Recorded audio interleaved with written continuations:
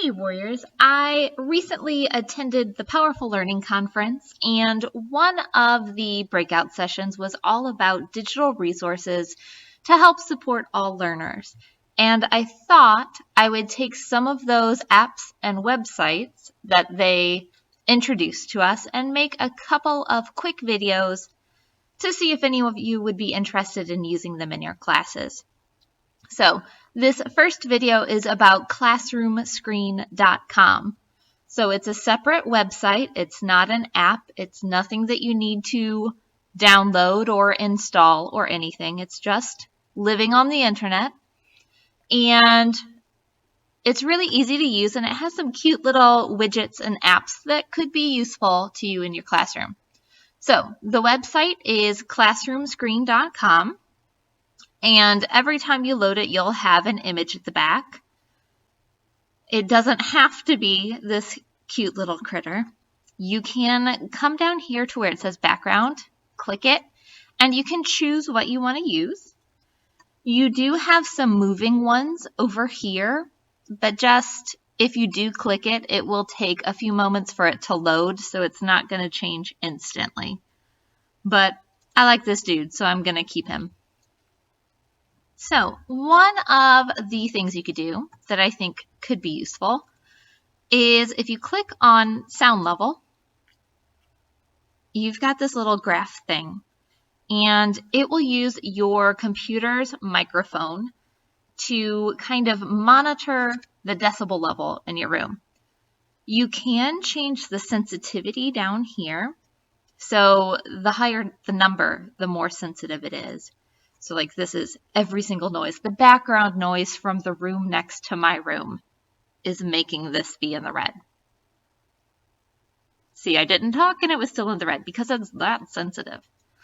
So if we come down to 2 or 1, then you can see how it's reacting differently. You can change as well the threshold on your noise. And if you have a whole bunch of people, you might want the lower sensitivity and then a lower number. But that way, if your kids are working in a group, you have a nonverbal reminder to them to keep their volume at a certain level so everyone can focus and still be able to communicate with each other. If you have an app open, you can open many things and you can move them around wherever you want them once they're open. If you're done with something and you want to close it, you just click the X. And if you want it back, there it is. It remembers where it was. This little widget is the random name kind of generator thing. So it remembers who I had in there last time, but as a high school teacher, you have different rosters. I would suggest on a Google Doc having your rosters kind of listed out, especially if you could fit it on one sheet of paper and lists. You can then put that sheet of paper in your subfolder. You could put it with your emergency kind of roster stuff, so that if there's a fire drill, you've got a quick checklist. And if it's on a Google Doc, you can just come over here and highlight your hour, copy, and paste in between your hours, and there you have your roster. And say you get called down from the office and they need you to send 2 students to go do an errand. So you can just click choose and it'll give you somebody. So Leonard and Neota. You can also use this as a random number generator up to 18 because it has some simulated dice rolling. So you can roll 1 die, 2, or 3. I really appreciate that it has the sound that goes with it. I think that's a nice touch. But then you have a nice, easy random number. You can, this is not something I would know how to use, but maybe you're more tech savvy and you know how to use QR codes. You can type in a link and the kids could take a picture of it with their phone and use the QR code to go to that website, especially if it's like a link that has a whole bunch of weird symbols and Some of them are very, very long. And if you could put that in a QR code, then that would be a lot quicker for them to get to that website. Let's see. You've got this text one will allow you to type. Ooh, if I can type. Tippity type. And you could put that somewhere. So you could put maybe your learner's objectives or some success criteria, maybe your I can statements. And then they're all up on your wall, like using the projector the whole hour, and you don't have to really mess with it. This work symbols widget is kind of cute. So if you guys are silently reading, you've just got a quick little icon to remind the kids of where their volume is supposed to be. If you don't want to use this big kind of scale thing, you can say, okay, well, you guys can whisper with the neighbor, or we're working in groups, so you're going to be using louder voices and numerous people are going to be talking at once, or guys, you're supposed to be silently reading. Please remember that. You've got a timer, which, okay, so it's a timer, or you could use it as a stopwatch function.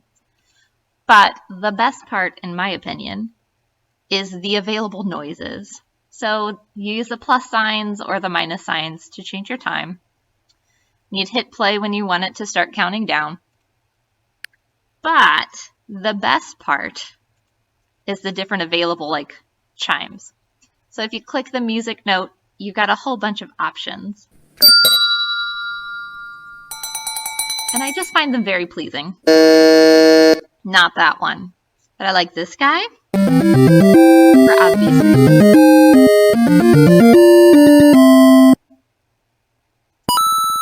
Some of them are short, some of them are longer.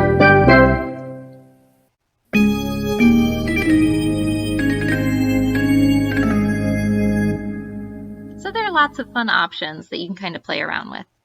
Now remember, like this is getting too cluttered for me. You can go through and just close whatever you don't want anymore. Let's see. Since we are primarily a no phone school, and one of the kids' favorite excuses to have their phones out is that they were just checking the time. Boom. Clock. You can also make it a calendar if you want, if you needed to remind the kids what today is. And I think the only thing we didn't really talk about was the drawing functions. So if you wanted,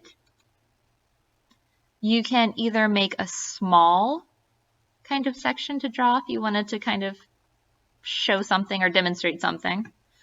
Or you can do a big one, which takes your whole thing. And otherwise, I think that's really it for this actual kind of website. So if you look down here in the bottom corner, you've got this red and green little symbol. If you click on it, it will take you to a new tab. And you can type in an exit poll kind of question. So, do you think you can correctly conjugate regular ER verbs in French? Say we were just talking about that in class. I used to use like paper and Post-its and a red paper, a yellow paper, and a green paper to have the kids tell me if they felt like they understood it and they didn't need any more help. Yellow, if they thought they understood it, but they could use more practice. Or red, if they didn't think they understood it and wanted more practice. So this way, you could pull this up on your smartboard and the kids, as they're walking out of the class, can just, yeah, I got it. Yeah, I got it. Maybe I got it. Yeah, no, yeah. And it tallies them all up and you can show your results. And then for the next hour, if you have the same question, you just click reset and yes, and you're ready. It's there for you. So there are a lot of kind of cute little widgets that could be useful depending on how much stuff you wanted kind of showing on your projector in your background. So next time we'll have a different app or website, so keep an eye out for that and let me know what you think. Have a good day.